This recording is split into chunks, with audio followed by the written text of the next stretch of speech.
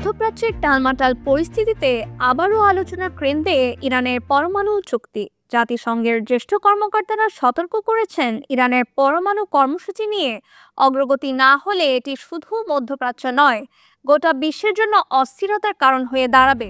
তাই এখনই সময় এই চুক্তি পুনরুজ্জীবিত করার। 2015 সালে ইরান এবং বিশ্বশক্তি যুক্তরাষ্ট্র, যুক্তরাজ্য, ফ্রান্স, জার্মানি, চীন ও রাশিয়ার মধ্যে একটি চুক্তি স্বাক্ষরিত হয়। Joint comprehensive plan of action JCPOA নামে পরিচিত এ চুক্তির আওতায় ইরানের ওপর আরোপিত নিষেধাজ্ঞা তুলে নেওয়া হয়। বিনিময়ে ইরান প্রতিশ্রুতি দেয় তাদের পরমাণু কর্মসূচিকে সীমিত রাখবে। কিন্তু 2018 সালে তৎকালীন মার্কিন প্রেসিডেন্ট ডোনাল্ড ট্রাম্প যুক্তরাষ্ট্রকে এই চুক্তি থেকে বের করে নেন। পাল্টা জবাবে ইরানও তাদের পরমাণু প্রকল্পে নতুন গতি সঞ্চার করে। ইরানের পরমাণু কর্মসূচি নিয়ে সাম্প্রতিক কূটনৈতিক উদ্যোগ বেশ জোরালো হলেও সংকট সমাধানের দিকটি এখনো পর্যন্ত অনিশ্চিত। নভেম্বরের নির্বাচনে ট্রাম্প পুনরায় প্রেসিডেন্ট নির্বাচিত হয় এই সংকট আরও বেশি জটিল আকার ধারণ করতে পারে বলে আশঙ্কা করছেন বিশেষজ্ঞরা।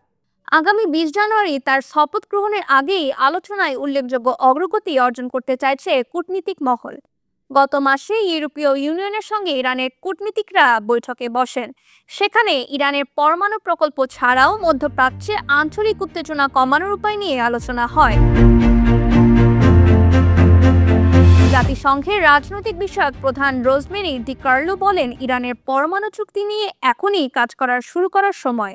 এই চুক্তির সফলতা বা ব্যর্থতা আমাদের সবার ভবিষ্যৎ নির্ধারণ করবে। মধ্যপ্রাচ্য আর নতুন অস্থিতিশীলতা সহ্য করতে পারছে না। তবে যুক্তরাজ্য, ফ্রান্স ও জার্মানি একটি চিঠি দিয়ে জানিয়েছেন তারা প্রয়োজন হলে ইরানের ওপর আন্তর্জাতিক নিষেধাজ্ঞা ফিরিয়ে আনতে প্রস্তুত।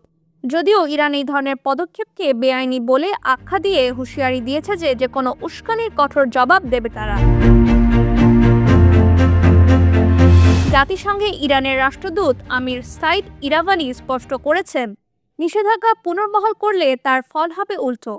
ইতোমধ্যে ইরান 60% বিশুদ্ধ ইউরেনিয়াম সংগ্রহের ঘোষণা দিয়েছে, যদিও পারমাণবিক অস্ত্র তৈরি করতে প্রয়োজন 90% বিশুদ্ধ ইউরেনিয়াম। এই নাটকীয় বৃদ্ধি বিশ্বের শান্তিকামী দেশগুলোর কপালে চিন্তার ভাঁজ ফেলে দিয়েছে। ইরানের পরমাণু চুক্তি কি নতুন আলোচনার মাধ্যমে স্থিতিশীলতার দিকে যাবে, নাকি একে কেন্দ্র করে মধ্যপ্রাচ্য আরও সংঘাতে জড়িয়ে পড়বে? সময় যত গড়াচ্ছে, উত্তেজনার পারদ ততই চড়ছে। বিশ্ব শক্তির জাতিসংঘ এবং ইরানের এই উত্তপ্ত পরিস্থিতি কিভাবে সামাল দেয় তা এখন দেখার অপেক্ষা। Nowshin Tasim Rahman, Dhaka West news.